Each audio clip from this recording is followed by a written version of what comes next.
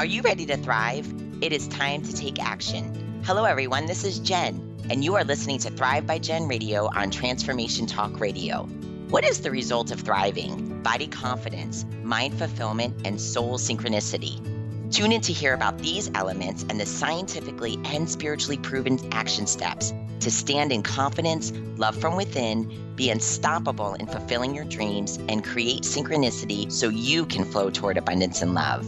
Hear real stories that will inspire you to take action today and be a catalyst for positive change in this world through creating your own Thrive life. Let's do this. Feel empowered and ignite your soul with Thrive by Jen Radio starting now. Hey, welcome everyone. I'm so excited to be here. I say that every week, Nancy, but I am really excited to be here. I'm going to give before I introduce her, I just want to give a huge warm welcome to Nancy Rynes. Nancy, can you say hi to everybody for us? Hi, everybody. Nancy, why I'm so excited to have you here and share with the world. So Nancy has written an amazing book. It's called Awakenings from the Light. I'm going to hold it up, but not everybody can see because the lights are on. So Nancy had a near-death experience, and we're going to talk all about that. And it, besides, I mean, it's completely changed your life. However, you've brought back messages from your near-death experience that are in this book. And I just was sharing with Nancy that I read it twice so far, and it's brought an amazing amount of peace. I've had so much peace that you've been able to share with me, as well as, I've just lost someone recently, and I have others who are in heaven, but it answered a lot of questions for me as well. So we're definitely going to get into that and hear all about your story. I want people to get this book. So share with us, where can they get it? So they can most easily get it on Amazon.com, and you can get it internationally. It isn't just, in the United States or Canada. So it is available internationally on Amazon.com.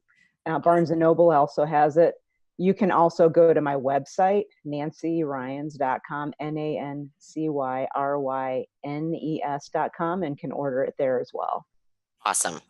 And everybody, for sure get it, because like I said, it just was such a, the first time I read it, I absorbed all the information, but the second time is when I could get those messages that were meant for me. And that's what I believe, where I had gotten so much peace from. So I want to dive in, because we always say that an hour we have plenty of time, but we don't, because it always gets so good. So share with me what happened. How did this all start? Yeah, so this all started about a little over 5 years ago. I was in a place in my life where I was kind of unhappy, not really unhappy, but not real happy either. And I was at that point kind of vacillating between being an atheist and an agnostic. So there were days when I would say, well, I don't know if there's anything else. And then there were days that I was adamant that there wasn't anything else besides, this physical life. And on January 3rd of 2014, all of that started to change. And that's when I was in my bicycling accident. So I decided to do some errands, run some errands around town on my bicycle, which I didn't think, normally that's not a big deal. I did that all the time when I lived in Colorado. And so I went off on this day and had kind of one of those niggling little voices back here say to go back home and just put everything away and not go out that day. But I kind of ignored that. And within 10 minutes of that little voice telling me, to go back home, I ended up in an accident. And what happened was a woman who was texting while she was driving kind of hit me like this, T-bone broadside, while I was going through one of those traffic circles. And, during the accident, of course, it was like time was expanded. And I felt like this was it. I mean, I saw that thing coming at me and knew she wasn't going to stop. And I couldn't get out of the way because I had a car behind me. I knew that. So I knew if I did, too much, I'd get run over from the guy behind me. Yeah. Because I couldn't count on him to see me, move around. And so I did my best to kind of avoid the accident, but it she ended up hitting me like this. And I don't know how this happened, but I saw it coming and knew that was it. I was going to be dead. This like, whoa, this is how it ends. And I mean, I had that kind of thought like, whoa, I guess this is it. Wow. And I ended up on the hood of her SUV, like looking in at through her windshield at her, kind of like with my hands on the hood like this. But she didn't see me, so she kept driving. So she was so engrossed in her phone. I mean, she had her phone up on top of the steering wheel balanced like this. I could see it right there, in between her thumbs. I mean, I don't know how she was holding it, but she was kind of doing one of these with her thumbs and was texting someone and didn't even see that she had hit me and that I was staring in the window at her. So she kept driving, and eventually I ended up I fell off the front of her vehicle. And when that happened, this was the first piece of my experience where I knew something wasn't quite right the way that I learned it as a scientist. So when I hit the pavement, I heard my shoulder crack, and that was just like, holy cow, what was that? You can hear it. And I was I mean, I continued to be frightened that she was going to run right over the top of me with her wheels. And so I was just kind of focused on survival at that point. But when I hit the pavement, my shoulder hit, my hip hit, my left hip, and my pelvis also cracked from that. She kept driving. She still didn't know that she hit me. But at that moment, I felt this thing, something really weird, what I called weird at the time. I felt and experienced that my consciousness was in two separate places. So there was a part of me, I call it the human part of me, Yeah. that was still in my body underneath the vehicle as she was driving. So my body ended up getting hooked somehow on the undercarriage of her vehicle, and she was dragging me. So she's driving and I'm underneath and being dragged underneath. But there was a part of me, what I call my higher self, Mm. or you might call your soul, that was outside of all Wow. of what was going on and just watching it all unfold. And that part of me, that higher self, was very calm, Mm. was very peaceful, was very loving, it was like that part of me was trying to soothe my human self and say, everything's okay, everything will be okay, everything is happening just as it should, Wow. and everything will be fine. It's sad, but it will be okay. So it was like it was trying to comfort my human self. Did you like uh, do you think that your human self, like, do you think it worked? Like, like, if looking back on that, can you say like, yeah, like it was okay? Or No. I mean, like what happens? Yeah. Because I mean, right, we've heard, right, that um that peace comes, and I think I wonder what that feels like. Yeah. So initially, my human self and my higher self were arguing. Like, my human self was obviously terrified. It was still afraid. You can't, I don't think anybody could be unintentionally dragged underneath a vehicle and not be afraid. I don't know that it's possible. Um, Unless you're a stunt man or stunt woman or something. But so that my human self was still afraid and was kind of arguing like, hell no, this isn't okay, this is terrifying, I'm not going to be okay. So there was a big difference of opinion on what was happening. Okay. um I love that, though. That's real, that's it right. is That's real. it is now. I didn't my physical body at that time didn't feel any pain. Okay. So I wasn't experiencing any physical pain, probably because of all the endorphins going through my body, and the adrenaline and all of that. But I didn't feel any physical pain. It was more just worry, concern, fear that was it, that I was done. Um, so Was it event. I'm Okay. sorry for interrupting, but Mhm, people go ahead. say that, your life kind of flashes before your eyes. Did you have a little bit of that, or not really, because it was more where It was so fast. So, Yeah. You know, what I experienced was little bits of that. I didn't okay. experience the whole life flashing before my eyes. What I experienced was me thinking about certain people. Mm, So there was sadness that I wouldn't be able to see my daughter grow up mm, and, do whatever she was meant to do on this planet. There was sadness that I would be leaving my sisters, my mm, two remaining sisters. I had one sister that died in a car accident many years before. So there was a part of me that I felt sad that mm, I was leaving them, and how would they take this? I was really concerned um, that they'd be really heavily impacted. yeah. And I was just concerned for other people. I wasn't really concerned about me. I didn't see a lot of, my past decisions or anything at that Okay. point. That waited until later. Um, but that's kind of where I was. I was just sad, more or less, just like, yeah, I'm sorry, I'm not going to be able to see that. I'm not going Yeah. to be able to see my daughter. Yeah. Yeah. That's amazing. So, okay. So you're being dragged. Yeah. You're you're underneath the car. What happened? Yeah. So I saw the self that was outside of my body, that some of the bystanders, the witnesses, had kind of blocked her transit around the traffic circle. So they stopped her from going. Otherwise, she probably would have kept driving because I don't think she still realized that she hit me. So those people stopped her by physically placing their vehicles, kind of across traffic, so she would have to stop, which I'm very grateful for. Mm, And so when she finally stopped is when I started to notice that I was feeling panic, and it mm, was beyond, my reasoning. There was just that animal panic to get up and mm, run.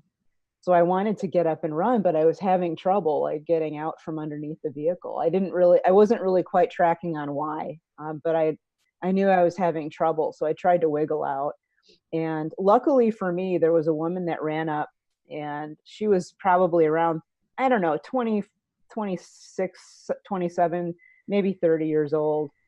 Um, a young woman, blonde, who had, kind of a ponytail, looked like she was wearing sweats.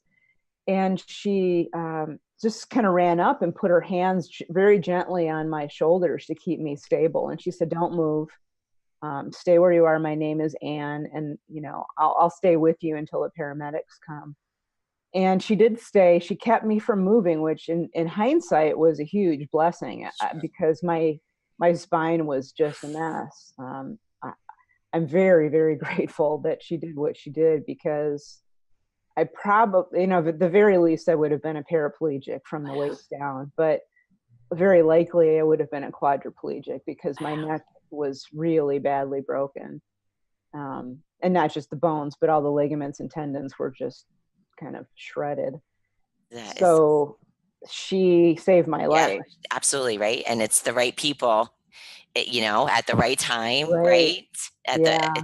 it's amazing. We're gonna take a quick short break, and when we get back, we're gonna for sure continue this story. You are listening to Thrive by Gen Radio on Transformation Talk Radio.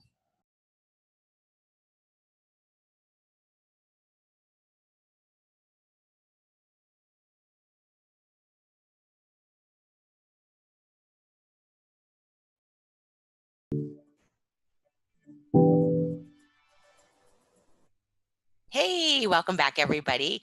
I have the absolute pleasure of speaking with Nancy Rynes today. Nancy wrote Awakenings from the Light, and I shouldn't hold it up because the light always gets it, but Awakenings from the Light, you can get this on Amazon. Please go and get it. I've read it twice already. Nancy is in the middle of sharing her near death experience for us. It's just so much more, though, because you have so many lessons. And when I read your book, I just walked away, feeling like you gave me validation for Yeah. choosing a better road or a better route. Hmm. So before a break, and I want to kick off right where you were. The right people at the right time showed up. Right. One wonderful lady basically saved your saved your life or saved your walking life, Right. from saying, don't get up, you have to stay there. So you're pinned underneath this car. Take us through what will continue. What happened next? Yeah, so the paramedics came, and everybody helped to kind of push the vehicle off of me. It turns out that I had a backpack on, and my chest strap from the backpack kind of got caught Okay. underneath of her car. Which, in hindsight, I know it sounds like a horrible thing, but again, if it hadn't happened that way, I likely would have been run over by her back wheels as she went around, the roundabout, because the roundabout is turning. She's turning, and if I would have just been, underneath the vehicle as she's rolling over, she would have rolled right over the top of me with her back wheels. So in hindsight, it was a good thing Yeah. that I got hooked on it. It was a good thing that I was fully conscious through all of it, because it allowed me to save myself. Because part of what I did, it wasn't just that I got caught. I didn't even realize it at the time, but I'd reached my hand up and put my hand, I think it was over the axle of her vehicle, so I could hang on to something. Mm, Um, it wasn't necessarily something that I intellectually thought out. Oh, I need to grab onto sure. something. It was just a reaction, like I'm going to grab on.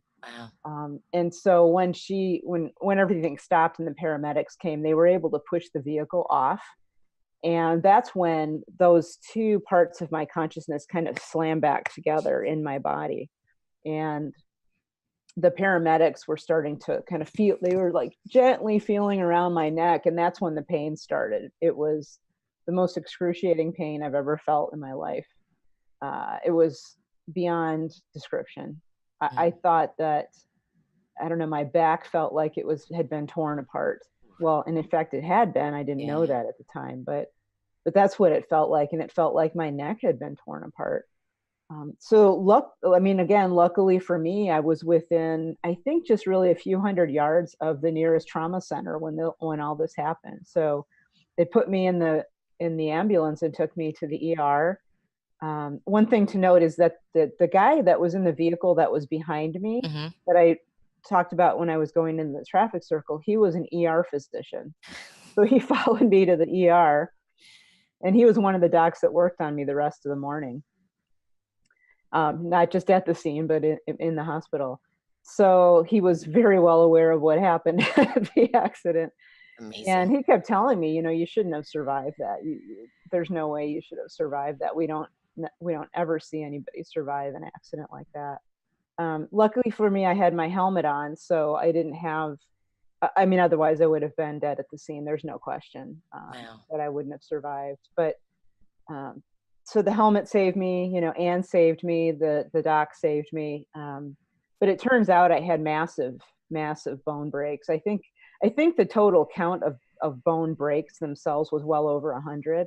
Wow. I had 24 bones that were broken in multiple places. Wow. So in my first lumbar vertebrae in my back was shattered. So they showed me the CAT scan of it, and I went, "You're kidding me!" I mean, looked like it had just been exploded. They call it a burst fracture for a reason. Wow. And when I looked at that, and they told me what was going on with my neck, all the broken bones, I had broken ribs on my left side, cracked sternum, uh, broken collarbone and pelvis.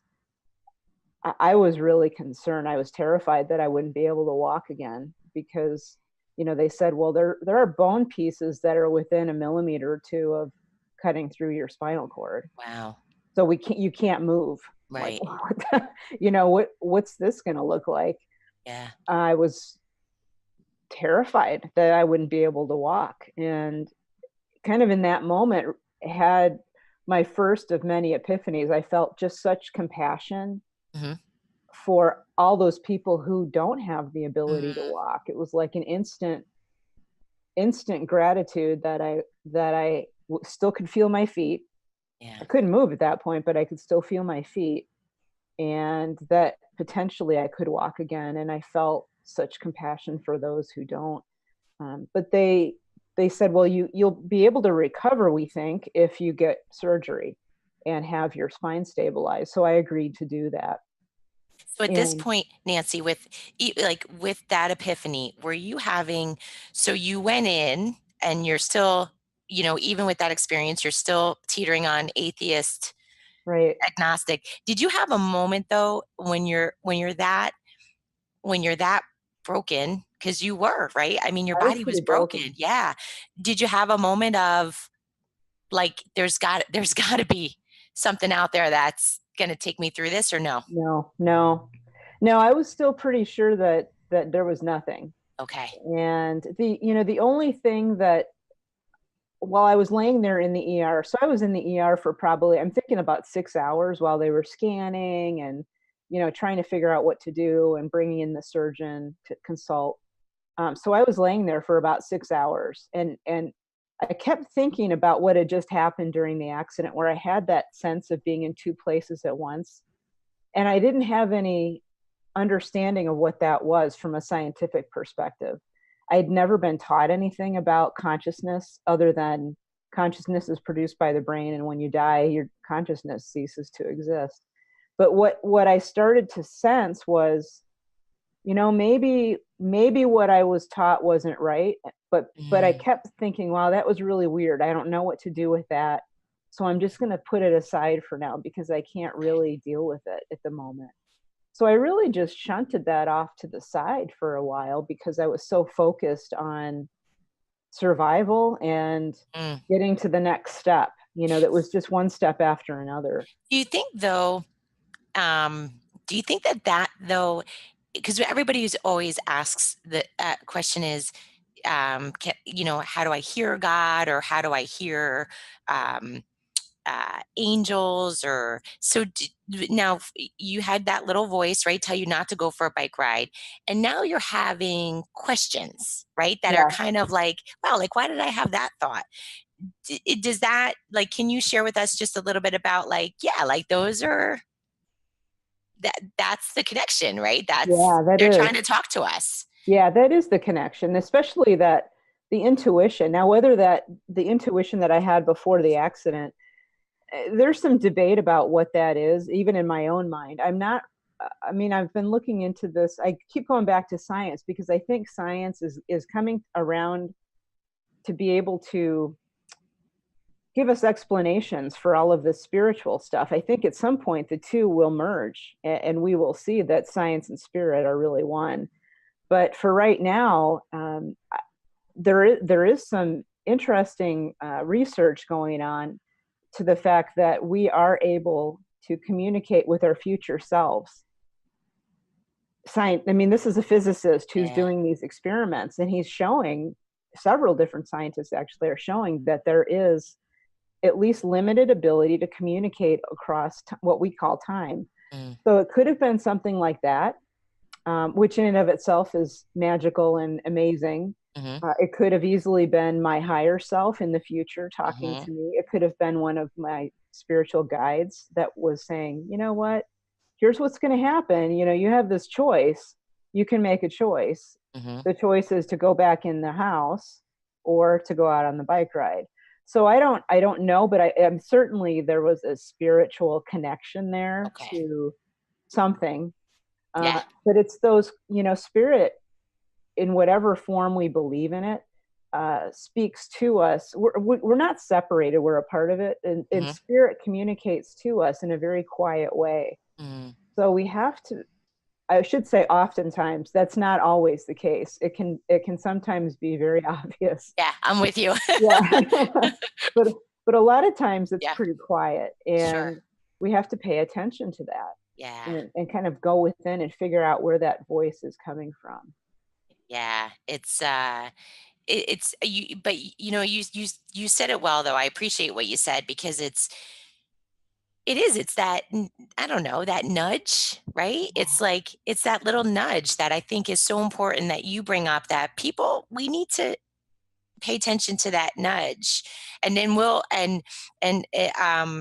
I do want to just say that, and we may not talk about it today, but in your book, you talk about choices, Right. which is an important message, because we have, and you can't look back with regret, No. but we have that nudge sometimes, and we make our own choice, right? We Right.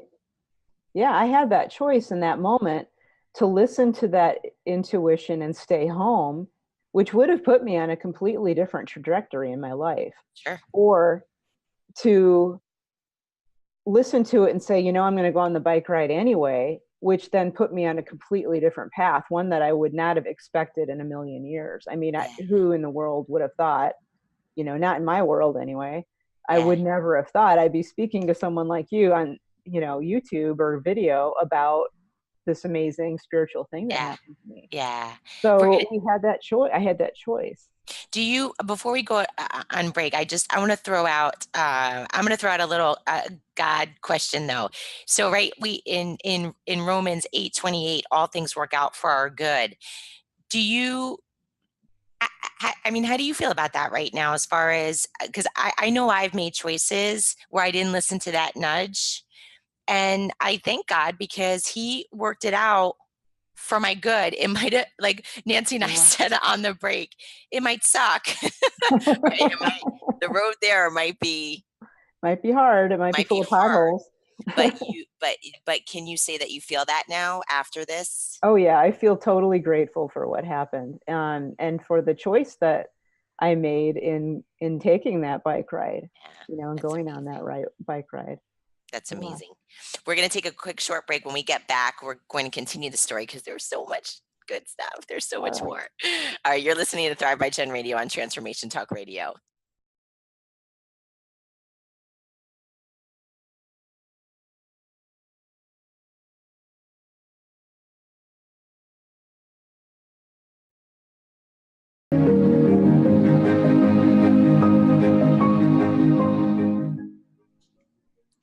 Hey, welcome back. We are Thrive by Gen Radio on Transformation Talk Radio. I'm chatting with Nancy Rynes. Amazing story. We have to still get into the near death experience, but it's everything is so good. She wrote the book Awakenings from the Light. Please get it. It's on Amazon.com and Barnes and Noble. It's just so amazing, the messages that people can walk away with. So let's pick up where we left off. Your body's shattered. You're about to go into surgery because you right. have to. Yeah. You Yeah. have to. That was basically all I had left at that time, was the option of either going into surgery or spending at least 6 months flat on my back in the hospital bed. Like, who Yeah. wants to do that, right? Yeah. Yeah. So for me, there wasn't a pretty clear choice. And so I chose surgery, went in. So my accident was on a Friday morning. I went into surgery on that following Monday afternoon. Okay. The reason they kept me hanging out for that long was just for my body to stabilize a little bit. And Okay. I don't think they expected me to live the weekend, is kind of what one of the nurses said, because I Whew. was so badly injured. So they wanted to make sure that my body was stable before I mean, doing back surgery is pretty invasive. So they were going to put titanium rods kind of alongside my back on either side to kind of keep everything stable. So I was injected with the general anesthetic, which I'd had before. And, typically for me, I think this is pretty typical for everybody. When you get general anesthesia, everything just kind of goes gray, Yeah. or you're in this, it's just blah. It's not even dreaming. There's no consciousness at all.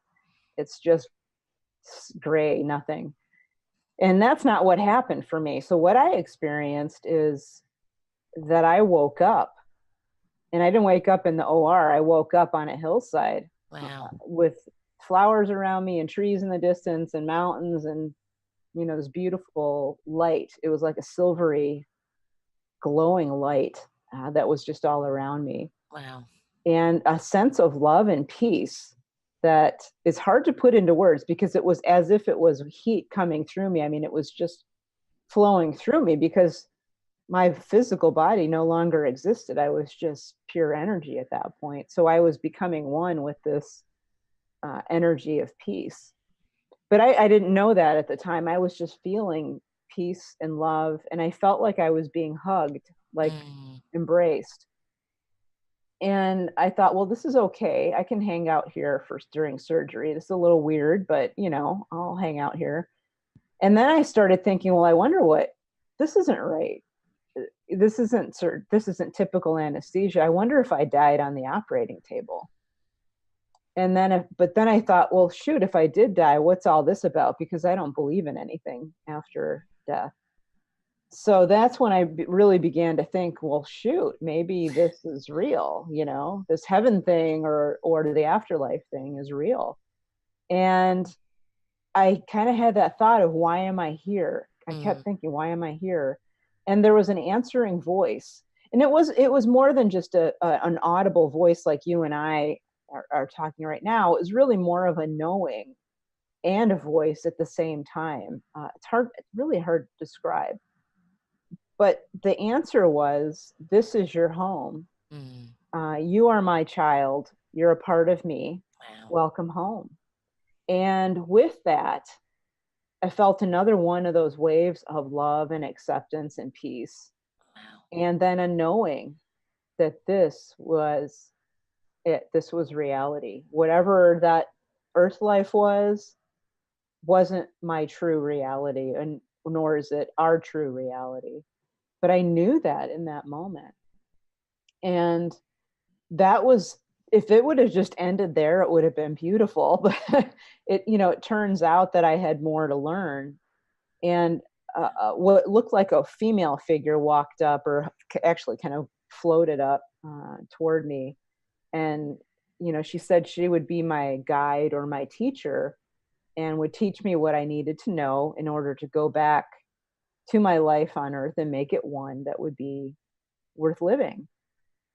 And I kind of stuck on the words "go back" because I didn't want to go back in that moment. Wow. Being engulfed in this divine love, that divine peace, I couldn't imagine not being a part of it again and being, in my mind, separated from it, because that's what I thought would happen.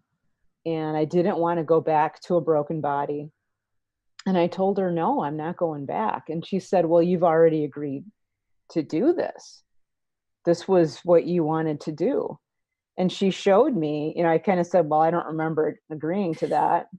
So then she showed me kind of on a sort of a screen in the air in front of me of kind of a video of me, my soul body, speaking with, not really speaking with, but in front of my soul group or my soul friends or my team, and the divine spirit, God, whatever you want to call that divine consciousness, agreeing to do certain things and kind of declaring some of the things that I wanted to experience. But one of the things that I agreed to do that was an ask of me, it was to do this, to have this experience, to come back and first improve my life, help my family, and then be a resource again for anybody else that wanted to learn from what I had to say.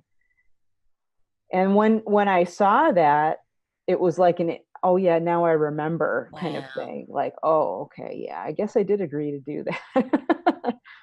So we walked around. I guess she floated, I walked, and she brought me through all these different beautiful little bits of what I call my little bit of heaven. And in certain areas, she would teach me certain things. One of them was, the power of choice. Another was gratitude. Another was the divine nature of love, and how love really, that what we call love, divine love, forms the structure of everything. That's kind of the framework upon which all else is built.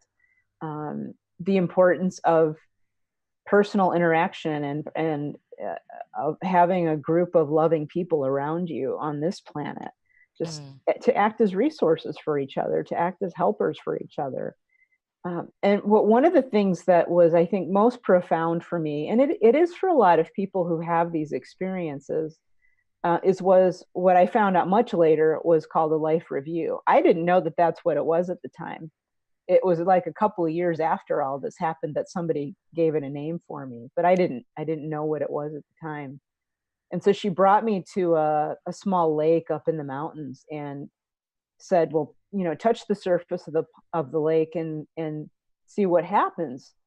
And I was like, well, I know it's going to happen. Why should I bother, doing this? Because we're going to create ripples. And she said, just do it. And so I did. And what I saw along the surface was not only the ripples, but I also saw like superimposed on those in little individual like mini videos were pieces of my life where I was interacting with other people and in ways that were positive and negative. So it Mm. was a teaching moment that my choices have an impact on other people, and here's how they have the impact. Wow. And I got to see not only the incident from my perspective in my own head, but also I got to see and feel that from the other person's perspective. Wow. So if I was interacting with someone and they felt good about what I was saying, I could feel their good feelings.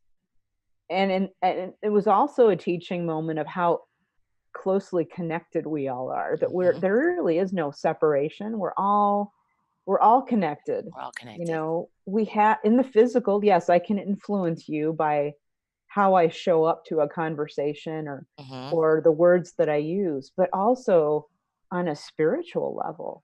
You know, Mhm. if I come into a room feeling very focused and aware and spiritual and loving, that energy, you may have experienced this, that energy can actually transform a room Mhm. without me even saying anything. Yep. Yeah. I mean, I've Yeah. seen that happen with other Sure. NDErs when they walk into a room or other very spiritual people. I mean, just, you know, go into a big hall where the Dalai Lama is speaking and Yeah. his peace Yeah. just floats across, even if you're not Buddhist, and I'm not, but I could feel his peace kind of just Mhm. radiating through the room. Or the flip So, side, if you have, right, even if every day, if all of a sudden you're at an event and that negative energy walks in the room, you're like, oh, like what just showed up? right, you can feel You it. can And feel it. yeah, and you're influencing people around you, whether you know it or not, if you're that person walking in.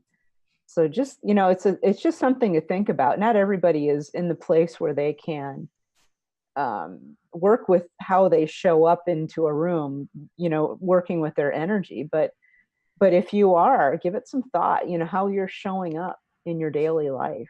Well, Mm. 100%. I mean, let's go there for just a minute before we take a break. I mean, you hit on such an important point. We we really do impact each other, and it matters. It matters. But it also could matter for, you got to see, you got a viewpoint of what you reap and what you sow, right? I Exactly. mean, you got to. So when you're faced with taking that life event, when that life recap, what are you going to see? Ask, right? We can all ask ourselves that today. Yeah, do you want to see that? I mean, it isn't meant to be a tool for judgment or eternal No, damnation. no. It's a teaching tool. Yeah. You know, and at first I felt some shame, but then I realized this is a tool for me to get a broader perspective or a deeper perspective on, again, on how I impact other people, and it made me very aware. I don't want to see that stuff again the next time around, you know. Sure. Yeah. I Yeah. want Well, it to be it's a funny lot because better. after reading your book, I was like, oh, like I mean, it made me a little nicer. At We're least going a little to bit more aware, right? totally. We're gonna take a quick break Okay. and learn some more. This is Thrive by Gen Radio on Transformation Talk Radio.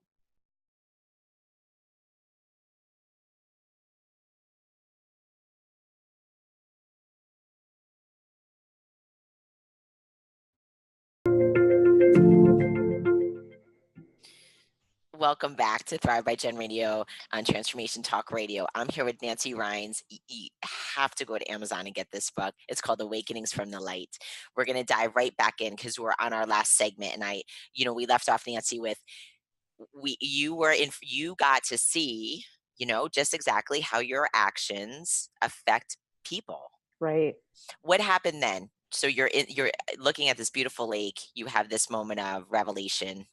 Right. And I started to feel when I saw the negative impact I had on a couple of incidents, I started to feel shame for what I had done. And I wanted to make amends for that. And that's part of what coming back here was all about. But, you know, there's more to that story. But But then my guide said, "No, this is really meant to be a teaching tool for you. Don't we know that you're human. You're there. to learn stuff. You're going to make mistakes. Just learn from this. It isn't meant for you to be, you know, wallowing in shame for the rest of your life for some mistakes that you made. So it took me a while to kind of come down from that. And then after I started to kind of consolidate that in my mind, we continued on, and she eventually sent me back. But she sent me back with a healing. So she kind of did a, not really, she didn't lay her hands on me directly, but she kind of like put her hands generally over parts of my body and kind of filled me with healing energy and sent me back. I just still didn't want to come back here, but at that point I didn't have a choice. I mean, I had made my choice before, but so she made sure that I kept my promise. And I woke up in the recovery room like screaming because I didn't want to be there. And I wanted to be back, in heaven with my guide and with God and all of my family, all my team. And so it took me a while to look around like, oh shoot, what happened? Where am I? And it turns out the reason that I had this experience in the first place is that I had a reaction to the anesthesia. I found that out later from some of the nurses that were on duty in the OR. But so I had a reaction to the anesthesia where my heart rate dropped to nothing and, basically flatlined for about a minute or two. So that's what prompted it. But it took me a while to really fully integrate what I had learned. And I still am, but Mm-hmm. I didn't want to talk about it with anybody at first because I was like freaked out that I was hallucinating that whole thing. Sure. But the chaplain came in the next morning into my room and said, you had something happen. She could feel it. She knew it. She'd read my chart. And so I told her, I said, thank God you're here. I want to talk about this because I don't know what this is. I have no idea.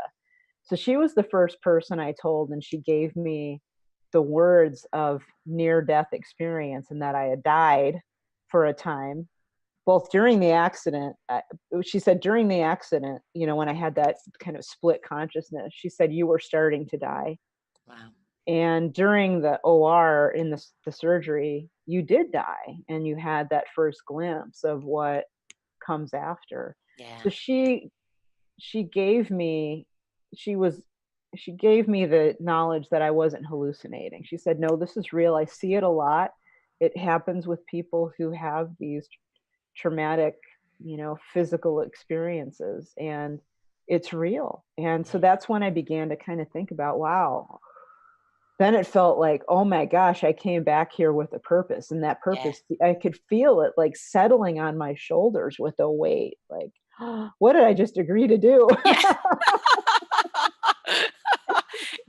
And that's what I love about so in Awakenings from the Light, you share with us the lessons that you brought back, which Right. I just want to share with everybody. This is what, that's the piece that's so important and so special in this book because, just from a personal experience of me reading it, I felt like you gave me a glimpse of the other side and what they're asking me to do, Right. asking a way for me to live, right? Because we're all connected, We're all and we're here to Nancy and I were saying on break that we're one of the resources. We are a resource that God uses, and you exactly. said it best, right? I wrote it down because I love it. God's hands for doing good work on this planet. Yeah.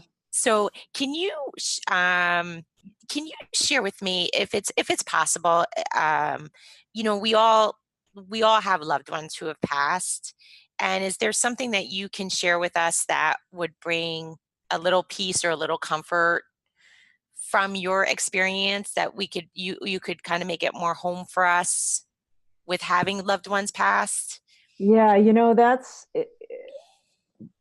I have a much different perspective on that now. It is sad. Our human selves are going to be sad at not being able to physically see our loved ones again, but Mhm. know that there is no separation. We see that we assume that there's a separation Mm, because the physical body is now gone, but that consciousness that was our loved one mm, still exists. And there isn't a separation between here and there. The only real separation is just a change in, you could think of it as a change in energy state. So, Okay. but the energy of that person, that consciousness, can still be here, and we can talk to that person or send love to that person still. And we can sometimes, if we're lucky, not all the time, but sometimes that person is able to send back a little message to us that we can hear or experience. And it might not be an audio message, it could Mm-hmm. be, I've heard where a person who that has died is really into butterflies, and all of a sudden their loved one who is missing them is surrounded by butterflies, something like that. Yeah. So those types of things can happen, but your loved one, whoever it is, has got a much bigger life than just this, and you do So too. cool. Yeah. So we're all connected through that, and you will be together again in the spiritual world. You're still together, but it's a little bit harder from our perspective here, to make that connection. So Sure. just know that life is really much bigger and much more grand than just this physical existence, and That's that so amazing. consciousness isn't a product of this brain. A consciousness survives in this brain for a little while and then goes back home. It's so amazing. That was beautiful. That really was, because that's the piece. That's one of the things that I walked away feeling very peaceful about. I Our time has ended, but I am for sure going to have Nancy back on, because there's a million. I love this, because you're a gift that can bridge the gap for us, and you are now living such a purposeful life of sharing with us and teaching from us what we need to do here and what we need to learn. So please, everyone, Amazon.com, Barnes and Noble, Awakenings from the Light. Nancy, thank you so much. This has been an Thank you. absolute pleasure. And Thank we're going you. to for sure have Nancy on again, because I love it. All All right, right. everyone. Until next week, have a great day. This is Thrive by Gen Radio on Transformation Talk Radio.